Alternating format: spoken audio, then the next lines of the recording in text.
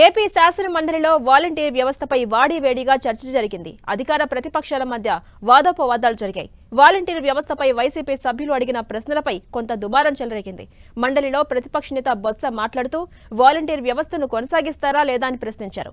Volunteer వ్యవస్థను జగన్ ప్రభుత్వం నాశనం చేసిందని, అసలు వాలంటీర్ వ్యవస్థ ఉనికిలో లేదని మంత్రి డోలా వీరాంజనేయులు చెప్పారు. దీంతో మండలి ప్రతిపక్ష అధికార పక్షాల మధ్య వాడివేడిగా చర్చ కొనసాగింది.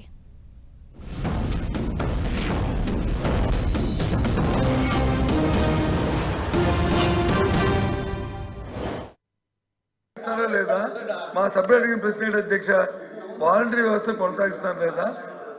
ఎన్నికలు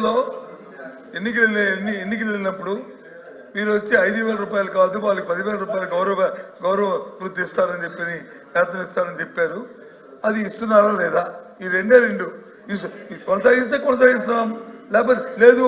ఇందాక గౌరవ మంత్రి గారు ఏం చెప్పారు? అసలు వ్యవస్థ లేదంటారు. వ్యవస్థ లేకపోవడం ఏంటి అధ్యక్ష? వ్యవస్థ వచ్చి ఉంది, కాకపోతే ఆ రెన్యూవల్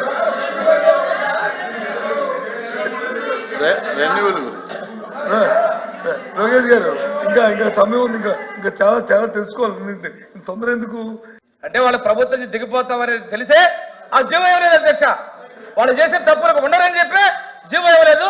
ఈ రోజు మమ్మల్ని బ్లేమ్ చేయడం కోసం వాళ్ళు ఇది వాడుతున్నారని అధ్యక్షగా మేము కొనసాగిస్తా ఉన్నాం. మీరు జీవో ఇచ్చుంటే మేము కొనసాగించే వాళ్ళం. ఇక్కడ ప్రశ్న ఉత్పన్నం కాలేదు అధ్యక్ష.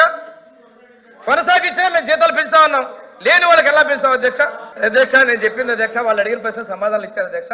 లేని బిడ్డకి పేరు పెట్టమని, లేని బిడ్డకి ఏదో చేయమని అడిగినట్టుగా ఉంది అధ్యక్ష.